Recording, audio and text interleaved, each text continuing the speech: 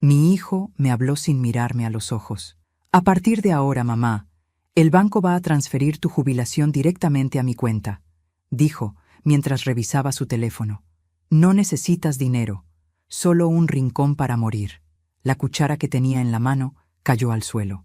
El sonido del metal contra la baldosa me pareció un disparo. Intenté responder, pero las palabras se atascaron en mi garganta. Héctor ni siquiera levantó la vista. Siguió tocando la pantalla del teléfono, como si estuviera hablando con un desconocido. Y yo, por primera vez en 70 años, sentí que mi propio hijo había borrado mi existencia de su vida. Tragué en seco, recogí la cuchara y me quedé de pie frente a la estufa. El guiso que preparaba para los dos seguía burbujeando, pero el aroma, que siempre me había reconfortado, ahora me revolvía el estómago. La casa, mi casa, me resultó ajena de pronto. Esa noche, mientras el reloj marcaba las 11, me quedé sentada en la oscuridad del comedor. El silencio pesaba más que los años. A lo lejos, escuchaba la risa de Verónica, su esposa, en el dormitorio. Esa mujer había logrado lo que ni la pobreza ni la viudez pudieron: arrancar de mi hijo cualquier rastro de compasión. Desde que se casaron, todo cambió. La casa, que alguna vez fue refugio, se convirtió en prisión. A veces, cuando la escucho reír, recuerdo la primera vez que la vi. Era joven, bonita, con esos modales falsos que ocultan la soberbia. «Su hijo tiene un gran corazón, señora», me dijo aquella tarde mientras yo servía café. No imaginaba que, años después, sería ella quien se lo arrancaría pedazo a pedazo. Pero antes de continuar, quiero hacerte una invitación muy especial. Suscríbete al canal y deja tu me gusta. Esto me ayuda a ver que me apoyas y disfrutas de mis historias. Y comenta aquí abajo desde qué ciudad nos estás viendo. Ahora continuemos. Aquella noche no encendí la luz del dormitorio. El aire olía a humedad y a tristeza. Sobre mi mesa de noche estaba la fotografía de Héctor cuando tenía 8 años, sonriendo sin dientes, abrazado a un perro callejero que rescatamos entre los dos. Él era mi vida. Trabajé 40 años como maestra de primaria, levantándome antes del amanecer, cosiendo mis propios vestidos, renunciando a todo placer para darle lo mejor. Y ahora, ni siquiera me llamaba mamá, solo Lucía. Las lágrimas me ardieron, pero no las dejé caer. A esta edad, una aprende que el llanto no sirve cuando el corazón ya está roto. A la mañana siguiente, Verónica me esperó en la cocina. Tenía una sonrisa tan falsa que dolía. «Lucía», dijo mientras removía su café, «no te lo tomes a mal. Héctor solo quiere ayudarte». «¿Ayudarme?», quitándome mi dinero. «Es por tu bien. A tu edad ya no necesitas tanto. Además, el banco es complicado, y tú ya no estás para esos trámites». Sus palabras eran dulces, pero cada una era un cuchillo. «No te preocupes, querida», le respondí con calma. «No me ofendo». Ella sonrió, creyendo que me había domado. No sabía que detrás de esa calma había algo nuevo, una determinación que ni ella ni mi hijo conocían.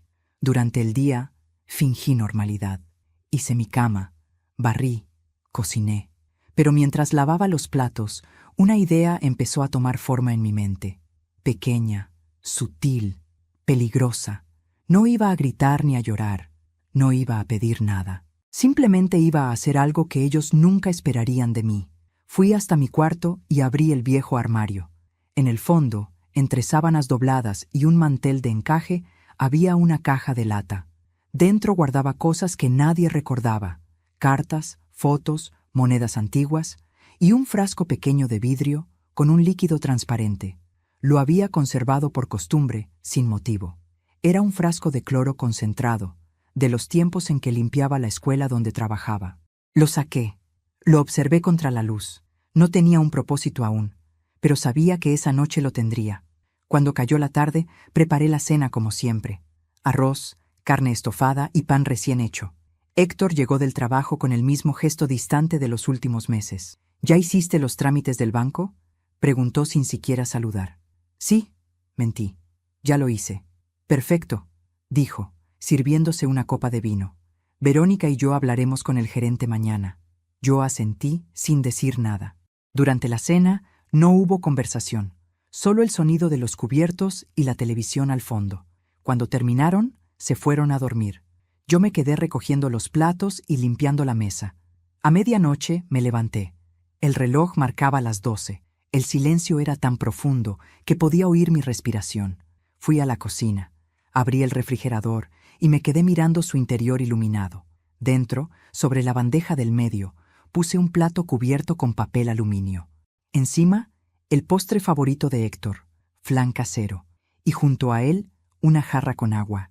Todo parecía normal, pero en el fondo, bajo una envoltura de plástico, escondí los documentos del banco, las copias de los formularios que él había falsificado para transferir mi pensión. Los había recuperado esa tarde, cuando Verónica los dejó sobre la mesa sin sospechar que yo los reconocería. Ahora, descansaban congelados dentro del refrigerador, encerrados en una bolsa con agua sólida. Sabía que él los buscaría al día siguiente, creyendo que todo estaba bajo control. Esa noche dormí poco, pero tranquila. Por primera vez en mucho tiempo, sentí que el miedo se había transformado en algo distinto. Poder. El amanecer llegó con su rutina. Pasos, puertas, olor a café. Yo estaba sentada en la cocina cuando Héctor abrió el refrigerador. Todo fue cuestión de segundos. Primero, el silencio. Después, un golpe seco, el sonido de vidrio chocando contra el piso. Y finalmente, su grito. Un grito tan fuerte que hizo vibrar las paredes. Un grito de miedo, no de dolor. Verónica corrió desde la habitación. «¿Qué pasa?», gritó. Héctor solo señalaba el refrigerador, temblando. Dentro, sobre la bandeja, los documentos flotaban en el bloque de hielo, perfectamente visibles, con mi firma al lado de la suya falsificada. Encima, una nota mía. «Nunca subestimes a una madre, ni siquiera a una vieja». Me levanté despacio, lo miré a los ojos y dije: «Buenos días, hijo». «¿Te sirvo café?». Él no respondió, solo se alejó, pálido, con las manos temblando. Y yo, por primera vez en años, volví a sonreír. El ruido del refrigerador aún resonaba en mi cabeza cuando me senté junto a la ventana. La mañana estaba fría, con un sol débil que apenas alcanzaba a iluminar el jardín. Las manos me temblaban, no de miedo, sino de cansancio. Era el cansancio de toda una vida, de haberlo dado todo y haberme quedado sin nada. El reflejo en el vidrio me devolvió la imagen de una mujer que ya no reconocía. El cabello blanco, la piel marcada, los ojos opacos, y sin embargo, detrás de ese rostro gastado, todavía vivía la muchacha que fui alguna vez, la que soñaba con una familia, con un amor sincero, con un hijo que la abrazara sin vergüenza, la misma que creyó que la bondad siempre era recompensada. Qué ingenua fui. Me casé a los 22 años con Samuel, un hombre de manos firmes y sonrisa fácil. No teníamos nada, solo una habitación alquilada y una radio vieja que siempre sonaba con interferencias. Pero éramos felices. Cuando Héctor nació, Samuel lloró. Nunca lo olvidaré. Sus lágrimas caían sobre el cuerpo del bebé como una promesa. Prometió protegernos, cuidarnos, amarnos, y cumplió hasta el último día de su vida. Murió joven, demasiado joven. Un accidente en la construcción donde trabajaba. Yo tenía 36 años y Héctor apenas 10. Ese día el mundo se partió en dos, el antes y el después. El antes olía a pan recién hecho, a domingos en el parque, a risas compartidas. El después olía a tristeza, a factura vencida, a sudor y a lágrimas escondidas en la almohada.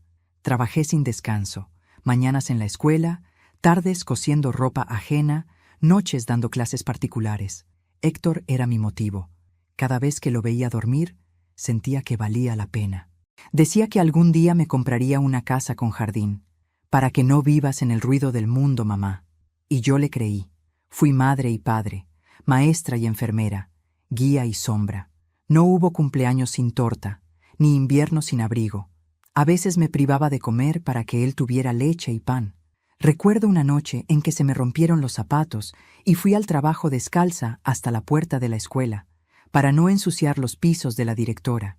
Ella nunca lo supo, nadie lo supo. Pero mi hijo, mi pequeño Héctor, sí lo vio, y me abrazó con tanta fuerza que pensé que nunca se separaría de mí. No sé cuándo empezó a cambiar. Quizás fue cuando consiguió su primer trabajo. Ya no me miraba igual, ya no me pedía consejo. Y yo, tonta, pensaba que era parte de crecer. Pero había algo más, un orgullo que se le instaló en los ojos, un desprecio que no entendía. Dejó de besarme la frente, dejó de contarme sus cosas, comenzó a avergonzarse de mí. La primera vez que me dolió de verdad fue en su boda. Verónica se veía espléndida, eso no lo niego, pero durante la ceremonia, cuando el sacerdote le pidió que agradeciera a sus padres, Héctor solo miró a la madre de Verónica. Ni una palabra para mí, ni una mirada, como si yo no existiera. Después, en la fiesta, me sentaron en una mesa al fondo, lejos de los invitados. Verónica me abrazó al irse, fingiendo afecto, y me dijo al oído: «Prometo cuidar de él. Usted ya ha hecho suficiente». Aquellas palabras me atravesaron el alma. Ya ha hecho suficiente. Era su manera elegante de decir que sobraba. Y desde entonces, así me trató, como un mueble viejo que ocupa espacio, como un recuerdo que estorba. Después de la boda, vinieron los años de silencio. Héctor apenas me llamaba. Cuando lo hacía, era para pedirme dinero o para preguntarme si podía vender el terreno de su padre. Yo siempre decía que sí, porque pensaba que eso lo haría feliz. Y cada vez que le daba algo, creía que estaba comprando su cariño de nuevo. Nunca aprendí que el amor no se compra ni se mendiga. Verónica fue quien tuvo la idea de mudarse conmigo cuando vendieron su departamento. Dijo que así me acompañarían en mi vejez. Yo, ingenua, acepté. Pensé que era una oportunidad para recomponer la relación, pero lo que hicieron fue instalarse aquí como dueños, cambiar mis muebles, tirar mis cosas, transformar mi casa en un campo de batalla donde mi voz no valía nada. El primer mes todavía cocinaba para los tres. Luego me prohibieron usar la cocina para no hacer desorden. A veces me daban un plato de comida fría en la habitación. Y cuando me quejé, Héctor me dijo: «No seas dramática, mamá. Ya no puedes andar moviéndote como antes, como si la vejez fuera una enfermedad». Esa fue mi vida durante años. Silencio, resignación, obediencia. Hasta esa mañana en que me quitó la jubilación. Hasta ese instante en que mi hijo me borró del mundo con una sola frase. Pero algo se quebró dentro de mí, algo que llevaba décadas durmiendo, y esa fractura se convirtió en fuego. Desde aquella noche del refrigerador, he sentido algo extraño, una calma nueva. Ya no lloro por lo que perdí, sino por lo que estoy a punto de recuperar, mi dignidad. La vieja Lucía, la que mendigaba afecto, murió el mismo día en que mi hijo abrió la puerta del congelador. La que queda ahora es otra. Una mujer que aprendió que el amor no debe doler y que hay silencios más poderosos que cualquier grito. A veces me miro al espejo y me digo en voz baja: «Lucía, nadie volverá a quitarte lo que es tuyo». Y lo digo sin temblar, con la voz firme, porque si algo aprendí después de 70 años, es que no hay peor traición que la de un hijo que olvida a la madre que lo enseñó a amar. Y esa lección, pienso devolvérsela pronto. Después de lo del refrigerador, la casa se volvió un campo minado. No había gritos, pero sí miradas que pesaban como piedras. Verónica no me hablaba. Cuando lo hacía, era solo para dar órdenes. Héctor fingía calma, pero cada gesto suyo era una amenaza. Podía sentir su rabia hervir bajo la piel, una rabia muda, fría. Una tarde, lo escuché hablando por teléfono en el jardín. «No, no pasa nada», decía. «Solo fue un susto. Ya está vieja, pierde la cabeza». Me quedé quieta, detrás de la puerta, oyendo cómo mi propio hijo justificaba mi cordura ante alguien. «Ya está vieja, pierde la cabeza». 4 palabras que borraban toda mi historia, mis años de trabajo, mis recuerdos. 4 palabras que lo convertían en extraño. Esa misma noche me quitaron las llaves de la casa. Verónica se acercó con su tono dulce de siempre y dijo: «Lucía, es mejor así. Últimamente te distraes y dejas la puerta abierta. No queremos accidentes». Accidentes. Así le llamaban ahora a mi libertad. A partir de entonces, mis días se hicieron lentos. Desayunaba sola, con pan duro y café recalentado. Ellos comían en el comedor, riendo, planeando viajes, hablando de cosas que ya no incluían mi nombre. A veces los oía desde mi cuarto. Sus voces eran como ecos de una vida ajena. Pasaba las horas mirando por la ventana. Desde allí podía ver el árbol de limones que Samuel y yo plantamos cuando nació Héctor. Ese árbol ha resistido tormentas, sequías, podas brutales, y todavía da fruto. Cada vez que lo veía, me decía a mí misma, si el árbol sigue de pie, yo también puedo hacerlo. Una tarde, escuché que alguien golpeaba suavemente la reja. Era Elvira, mi vecina de toda la vida. Tenía mi edad, el cabello corto y las manos agrietadas por los años de enfermera. La misma mujer que me ayudó cuando nació Héctor, cuando Samuel murió, cuando la vida dolía demasiado. Lucía, susurró, hace días que no te veo.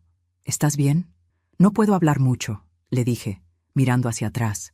Me quitaron las llaves. Ella me observó en silencio, comprendiendo más de lo que yo decía. Te dejaré algo en el buzón, murmuró. Revisa esta noche. Cuando cayó la noche y todo estuvo en calma, fui hasta la puerta. Dentro del buzón había una bolsita de tela.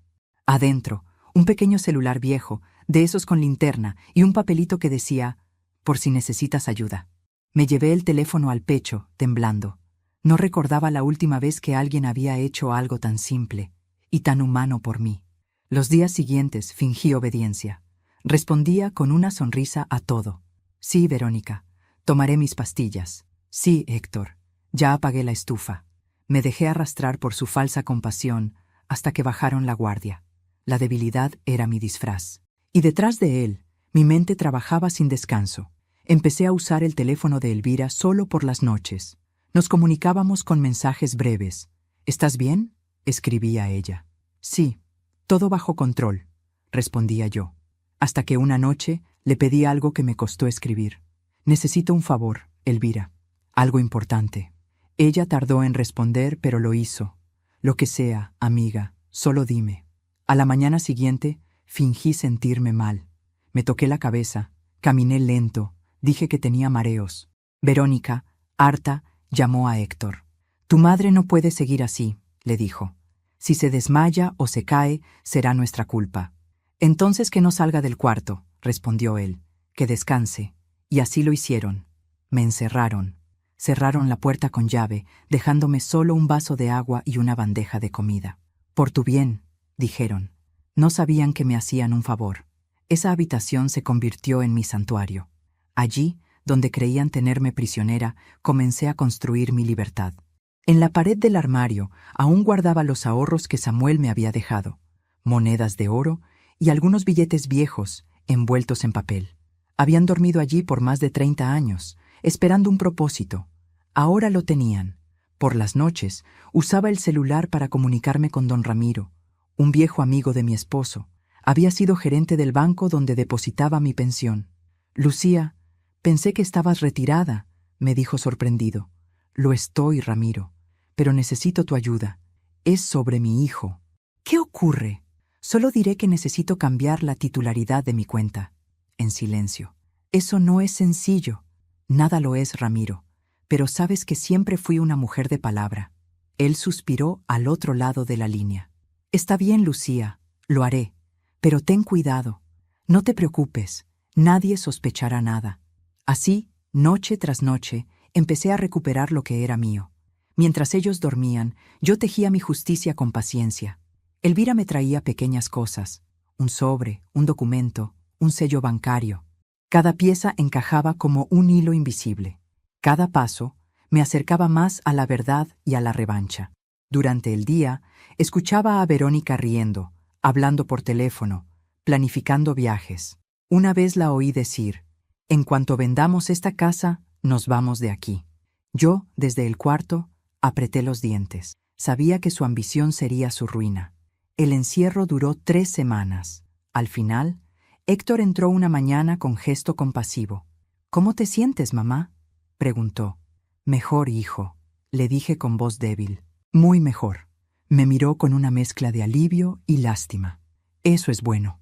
Verónica dice que tal vez podrías ir a un hogar de ancianos. Si es lo mejor para ustedes, claro que sí, respondí, bajando la mirada. Vi cómo su sonrisa se ensanchaba. Creía haber ganado. Y yo supe que estaba a punto de devolvérselo todo, con intereses. Esa noche, mientras el viento golpeaba las ventanas, abrí mi cuaderno y escribí. Me quitaron las llaves, pero no la razón. Me encerraron el cuerpo, pero no el alma. Y lo que un hijo roba por ambición, una madre puede recuperarlo con paciencia. Apagué la luz, y por primera vez en mucho tiempo dormí tranquila. Sabía que, muy pronto, el encierro terminaría, y que cuando esa puerta se abriera, no sería yo quien siguiera siendo prisionera. El silencio tiene un sonido que solo los viejos entendemos. No es ausencia de ruido, es presencia de algo que se está gestando. Esa semana, la casa estaba demasiado callada. Ni gritos, ni risas, ni pasos. Verónica y Héctor hablaban en susurros, cerraban puertas, se quedaban despiertos hasta tarde. Yo fingía dormir, pero mis oídos seguían despiertos, como los de una madre que presiente la tormenta antes de verla. Una noche los escuché. Mi habitación da al pasillo, y la pared que nos separa es delgada como papel. Las voces me llegaban nítidas, aunque trataban de contenerlas. «No podemos seguir esperando, Héctor», decía Verónica, impaciente. «Tu madre no va a durar mucho. Si seguimos con este juego, el dinero se va a esfumar». «Tranquila», respondió él.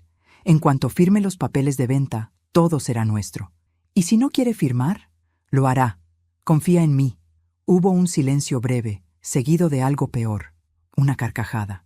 «Eres igual a tu padre», dijo ella, «siempre sabiendo cómo salirse con la suya». «Mi padre era un imbécil», replicó Héctor, con una dureza que no le conocía. «Por eso murió pobre». «Y tú no vas a morir así», dijo ella acercándose. «Vas a hacer lo correcto, amor». Lo que se escuchó después no fueron palabras, sino besos, y yo, en la oscuridad, apreté los puños tan fuerte que las uñas se me clavaron en las palmas.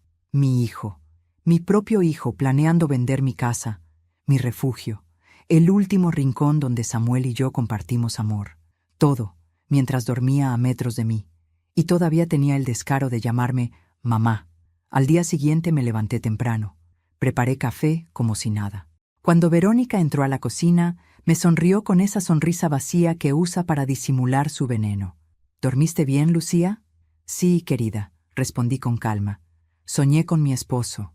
«Ah, qué lindo», dijo distraída, revisando su teléfono. «Sí, me decía que pronto iba a tener visitas». «¿Visitas? Sí, gente del banco, creo». Levantó la cabeza. «¿Del banco? Soñar es gratis, ¿no?», le respondí, sonriendo. Vi cómo tragaba saliva. Un leve temblor en su mano delataba su nerviosismo. Supe entonces que empezaban a temerme. Esa misma tarde usé el teléfono de Elvira para hacer una llamada. «Ramiro», dije en voz baja, «necesito que prepares los papeles». «¿Ya estás segura?» «Más que nunca». «Entonces mañana pasaré por la firma. Hazlo sin que mi hijo se entere». «Por supuesto, Lucía. Y no te preocupes, todo quedará a tu nombre». Colgué con el corazón acelerado. No era miedo, era adrenalina. La misma que sentí cuando llevé a Héctor al hospital por primera vez siendo niño, cuando Samuel tuvo fiebre y no había medicinas, cuando el mundo me empujaba y yo seguía de pie. Era la fuerza que solo se despierta cuando ya no hay nada más que perder. Por la noche, volví a escuchar a la pareja hablando. Esta vez, sus voces eran más agudas, nerviosas. «¿Y si el banco la cita sin avisar?», preguntó Verónica. «No pueden hacerlo sin mi autorización», respondió Héctor. «No confío en ella. Esa vieja no es tan tonta como parece. Ya está débil. Apenas camina. No tiene idea de lo que pasa». Reí en silencio. Si supieran lo rápido que aún pienso, se asustarían. Si supieran lo mucho que escucho, dejarían de hablar. A la mañana siguiente, cuando Héctor se fue al trabajo, Verónica se quedó en casa. Me llevó el desayuno al cuarto, un gesto que habría sido amable en otro tiempo, pero que ahora olía a veneno disfrazado de compasión. «Aquí tienes, Lucía», dijo. «Tienes que alimentarte bien». «Qué detalle el tuyo, hija», respondí, usando la palabra hija como un arma. Ella sonrió apenas, con fastidio. «Dentro de unos días tendremos buenas noticias», anunció. «¿Ah, sí? ¿Qué tipo de noticias?» «De esas que cambian la vida», contestó, girando sobre sus tacones. Cuando se fue, me levanté y escondí el plato bajo la cama. No confiaba en lo que había dentro. El sabor de la comida era distinto, metálico. El instinto nunca me falló, y esa vez no iba a empezar. Por la tarde, Elvira se acercó con un sobre. «Aquí está todo», me dijo. Don Ramiro lo preparó. Lo abrí. El documento que transfería la casa a mi nombre, con una cláusula especial. En caso de fallecimiento, pasaría a ser propiedad de una fundación para mujeres mayores sin hogar. No a mi hijo, no a su esposa, a otras como yo. Sentí las lágrimas correr por mis mejillas. «Gracias, Elvira». «No me des las gracias», dijo. «Solo prométeme que serás cuidadosa». «Siempre lo fui», respondí. «Pero ahora también seré peligrosa». Esa noche escribí una carta. La dejé sobre mi mesita, bajo el retrato de Samuel. Si un día no despierto, no lloren por mí. No fui víctima, fui testigo de mi propia guerra, y la gané sin disparar una sola bala. Luego guardé otra carta en el armario, destinada a Héctor.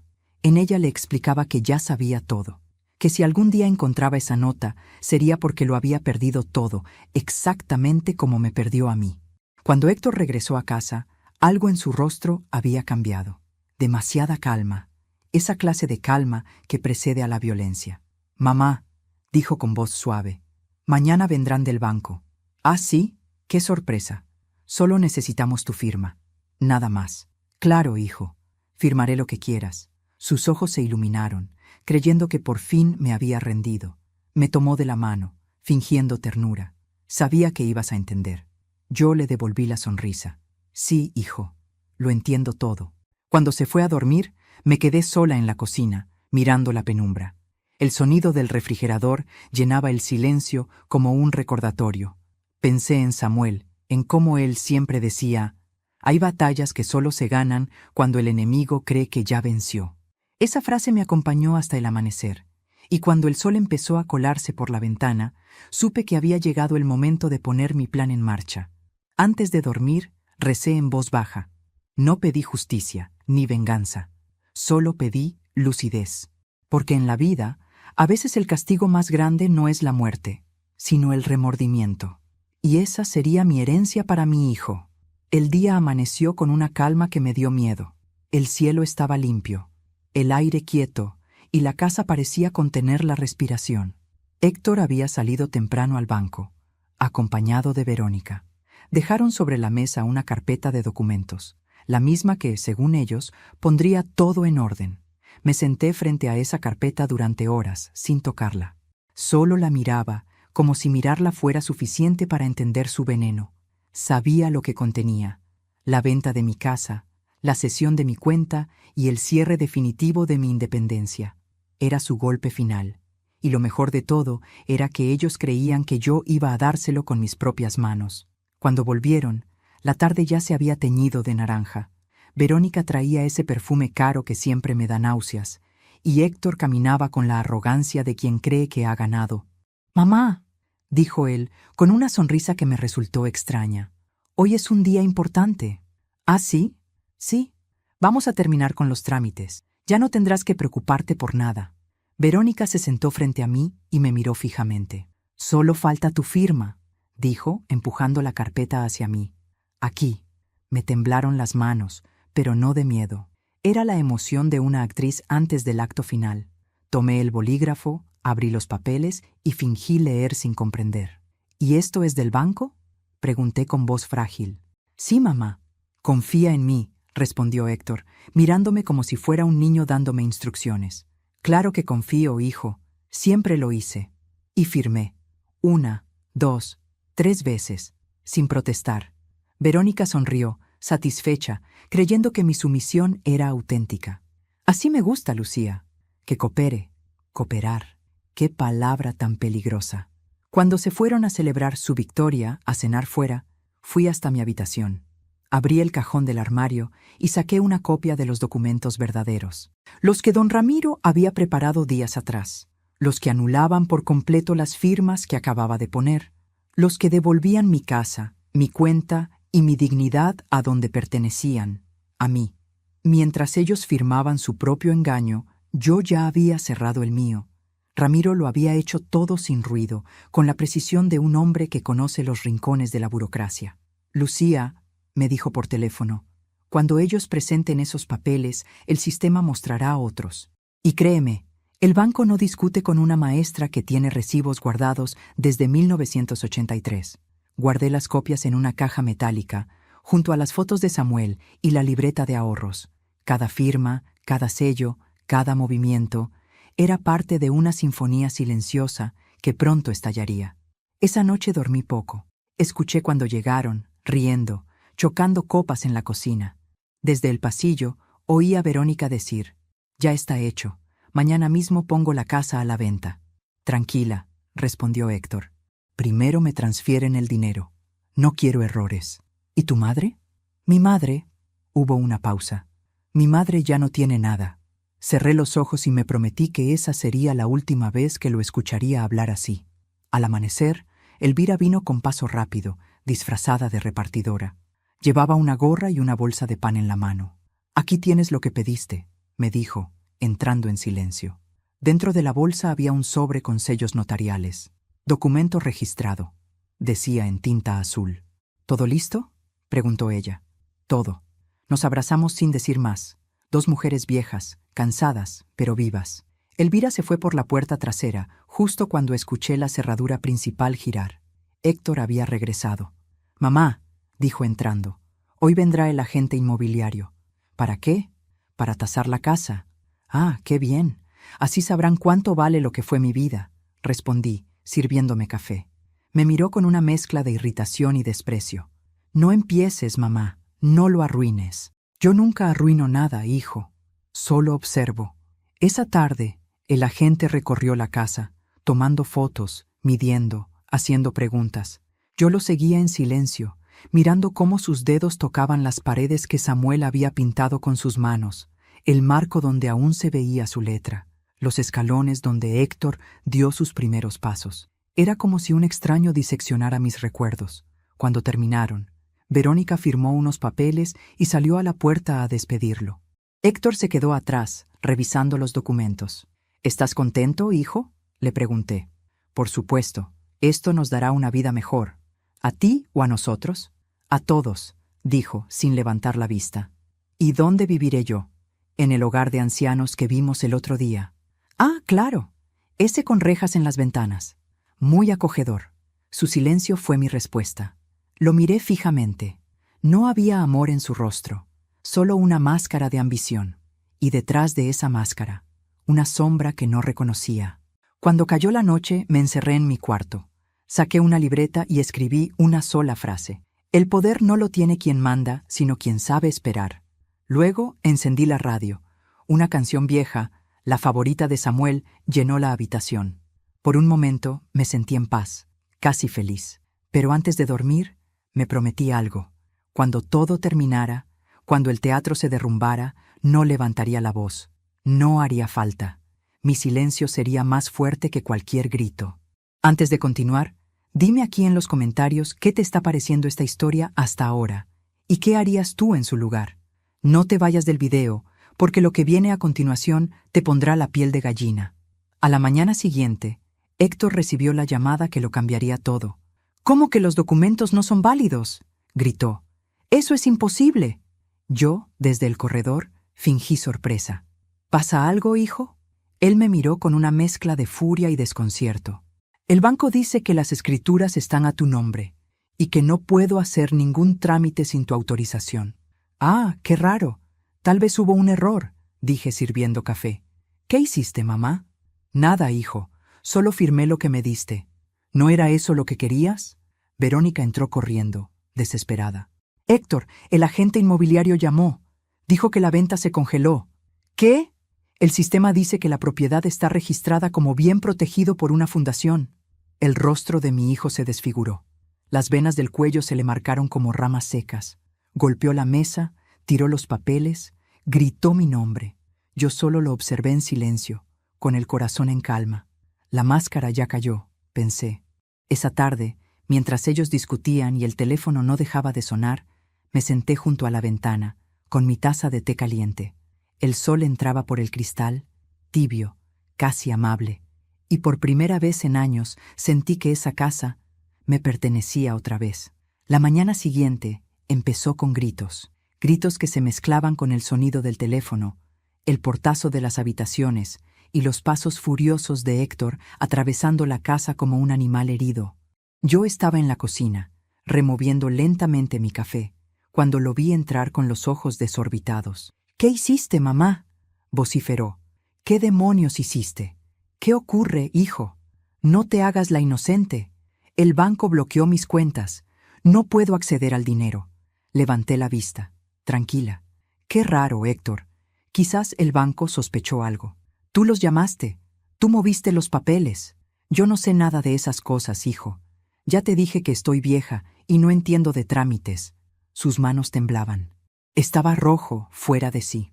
Verónica entró detrás de él, con el rostro pálido y los labios tensos. «Nos están investigando», dijo, casi en un susurro. «¿Qué?», pregunté, fingiendo sorpresa. «El banco reportó movimientos irregulares, y hay una denuncia por falsificación de firmas». Héctor la miró como si fuera a matarla. «Te dije que borraras todo. Te dije que lo hicieras bien. No me culpes, fue ella. Esa vieja lo planeó todo». Me reí bajito. No pude evitarlo. Una risa seca, que me salió desde el fondo del alma, como un eco de años reprimidos. «Claro que lo planeé», les dije, mirándolos a ambos. «¿Qué esperaban? ¿Qué dijiste?», preguntó Héctor, incrédulo. «Dije que lo planeé. Desde el día en que me quitaste las llaves, el silencio fue absoluto. Ni siquiera el reloj de la pared se atrevió a sonar. Verónica fue la primera en reaccionar. «No puede ser», murmuró. «No tenías cómo hacerlo». «Oh, querida», le respondí con calma.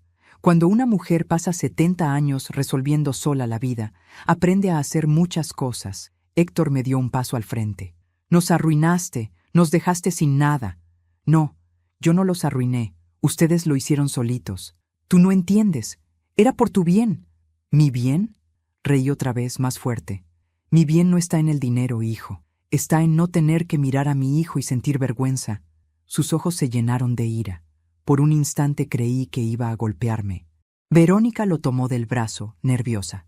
«No te atrevas, Héctor». «¡Cállate!», le gritó él empujándola. Ella cayó al suelo, golpeándose el hombro. Yo me levanté despacio, sin perder la calma. «¿Ves, hijo?», dije. «Eso es lo que hiciste con tu vida. Convertirte en lo mismo que juraste no ser. Un hombre violento, ciego por la ambición». Verónica se levantó llorando. «No me mires así, vieja bruja. Tú arruinaste todo». «No, Verónica. Solo te quité lo que no era tuyo». «¡Vas a pagar por esto!», gritó, y corrió hacia el teléfono. «Llamaré a la policía». «Excelente idea», respondí. «Diles que revisen los documentos que tú falsificaste». Su mano se congeló en el aire. Héctor la miró, confundido. «¿Qué dice Verónica?». Ella guardó silencio. Yo di un paso más. «Sí, Héctor, fuiste ingenuo. Ella fue quien firmó en tu nombre los primeros papeles. Fue quien te empujó a usar mi cuenta. Ella quería la casa, no tú». «Eso no es verdad», balbuceó ella. «No la escuches. Revisa tu correo, hijo. Hay copias de todo». Él me miró sin saber si creerme o no, pero su duda fue suficiente. Verónica, presa del pánico, corrió a la habitación y cerró la puerta con llave. Yo la oí sollozar del otro lado. Era el sonido más dulce que había escuchado en años. Héctor se dejó caer en una silla. Tenía la mirada perdida. Por primera vez en mucho tiempo, lo vi vulnerable. No como el hombre soberbio que me humilló, sino como el niño que una vez lloró entre mis brazos. «¿Por qué lo hiciste, mamá?», dijo en voz baja. «Porque ustedes me dejaron sin nada. Yo solo quería ayudarte». «No, querías adueñarte de lo que construí con mi vida. Y eso no es ayuda, hijo. Es robo». Sus lágrimas comenzaron a caer. Y, aunque me dolió verlo así, no me acerqué. No esta vez.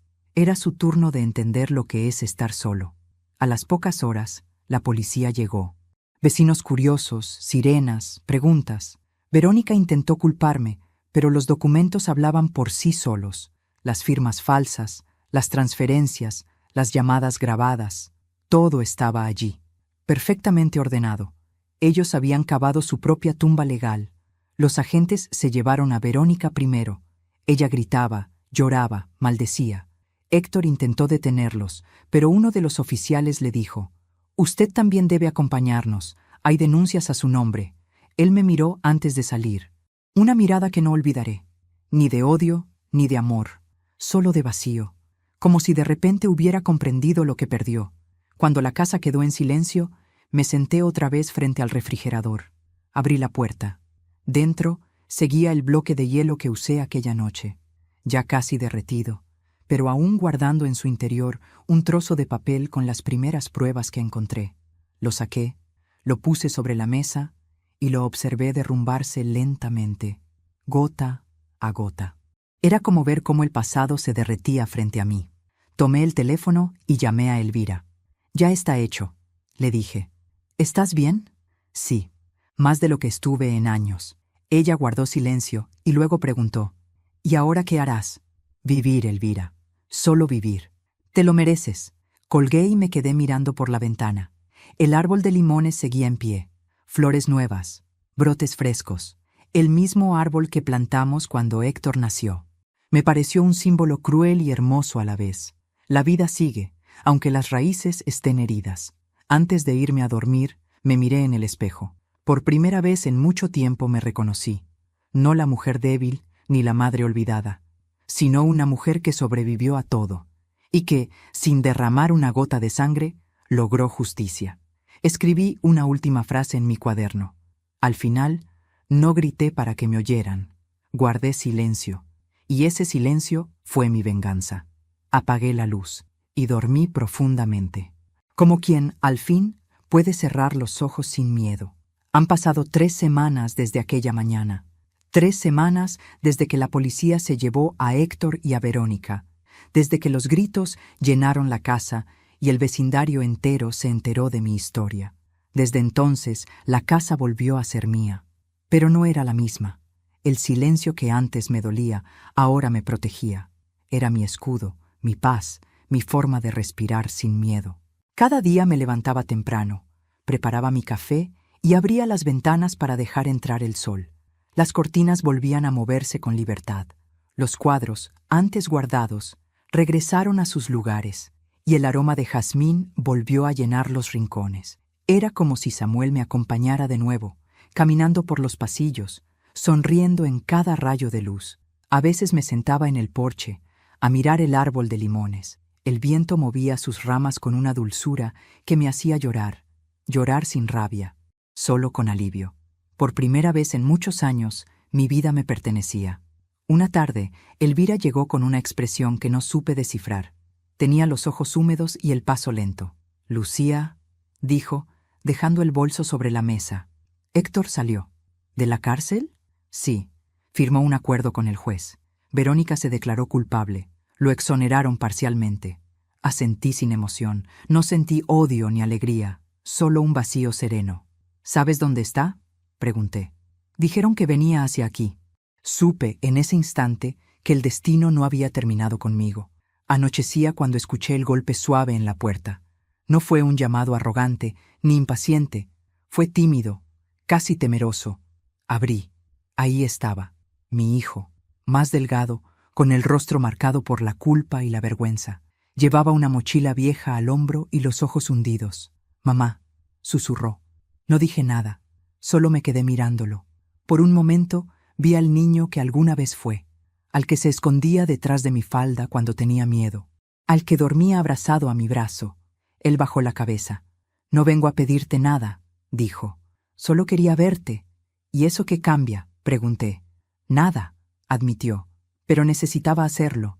Entró lentamente, miró alrededor, como si la casa lo mirara de vuelta.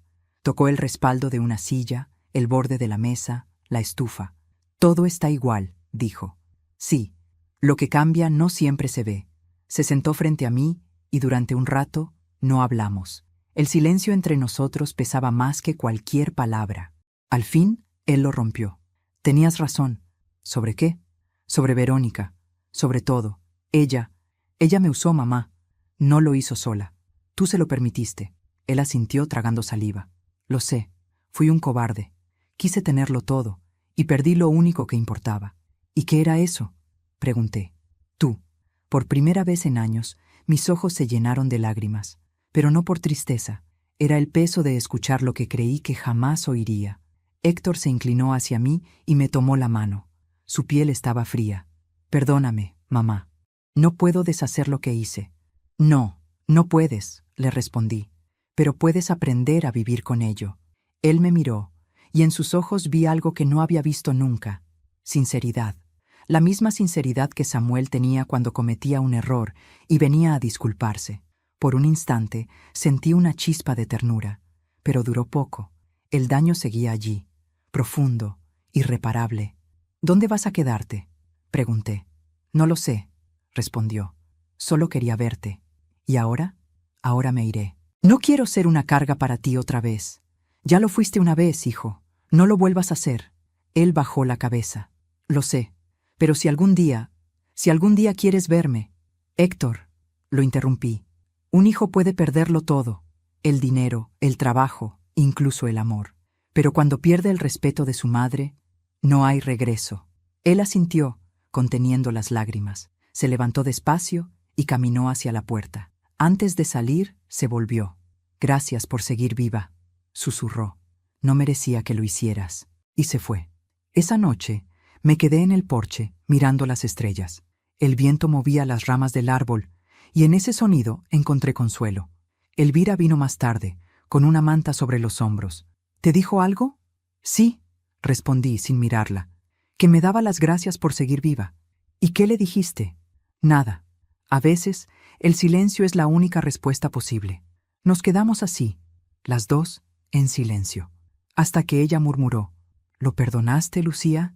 Pensé durante un largo rato antes de responder. No lo sé, pero tampoco lo odio. Tal vez eso sea lo más parecido al perdón. Días después me llegó una carta sin remitente. Dentro, una foto. Héctor sentado junto al árbol de limones. Debía haber sido tomada antes de irse. En el reverso, con su letra temblorosa, una sola frase: Siempre fuiste más fuerte de lo que creí. Sonreí. No de felicidad, sino de comprensión. Porque al final, el amor de una madre no desaparece, solo se transforma. Ya no era la devoción ciega de antes. Era una forma serena de decir: ya te solté. Esa noche escribí en mi cuaderno: la caída de un hijo no siempre se escucha. A veces, solo se siente, como el eco de un corazón que se quiebra, pero sigue latiendo. Cerré el cuaderno y lo guardé en el cajón, junto a las fotos de Samuel.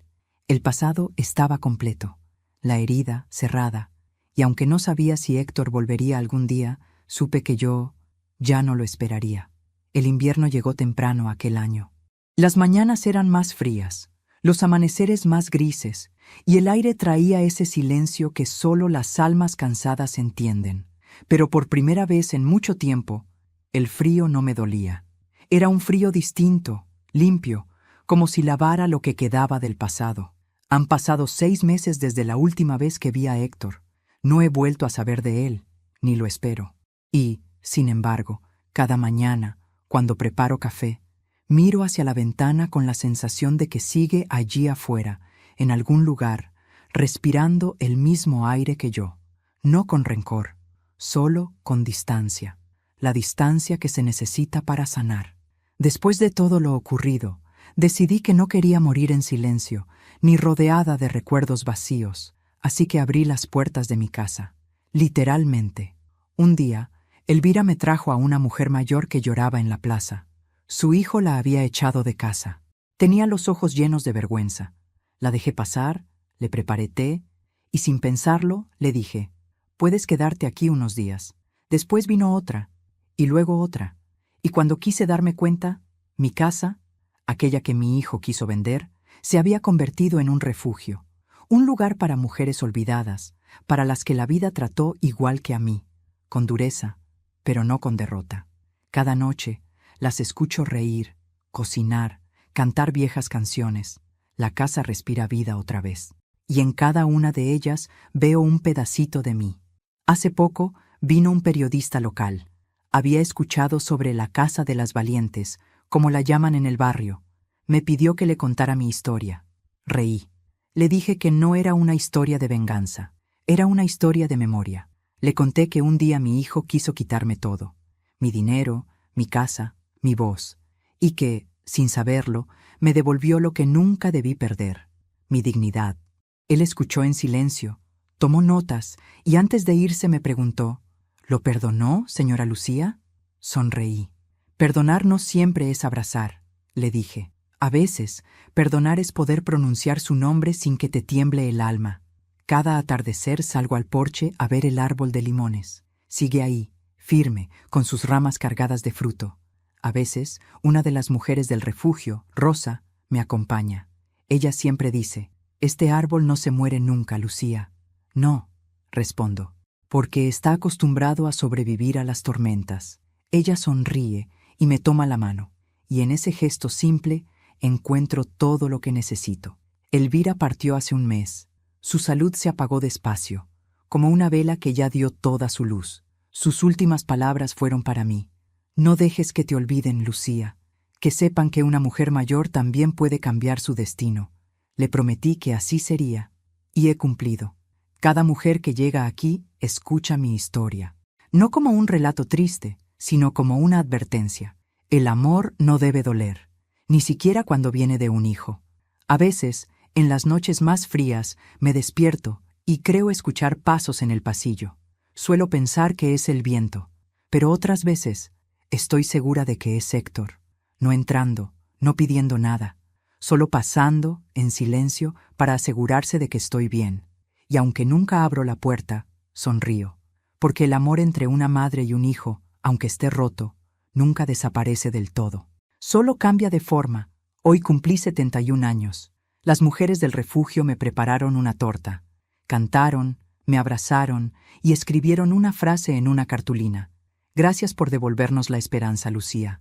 No pedí más regalo que ese, porque en esas palabras estaba todo lo que había buscado: reconocimiento, cariño y paz. Por la noche, cuando todas dormían, me senté frente al fuego y abrí mi cuaderno una última vez. Las páginas estaban llenas de letras torcidas, tachaduras, lágrimas secas, y escribí: «No nací para ser mártir, sino para recordarles que la vida no se detiene con el dolor, se reinventa, y que una madre puede perderlo todo, menos la fuerza de volver a levantarse».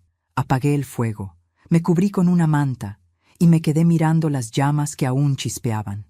El invierno seguía afuera, implacable, pero dentro de la casa el calor era humano, el calor de las que sobrevivimos. Cerré los ojos y susurré al aire: «Samuel, ya puedes descansar. Tu casa está llena otra vez, no de dinero, de vida». Y así terminó mi historia. Una historia que comenzó con una humillación y terminó con una victoria silenciosa. Cuéntame en los comentarios desde qué ciudad me estás escuchando.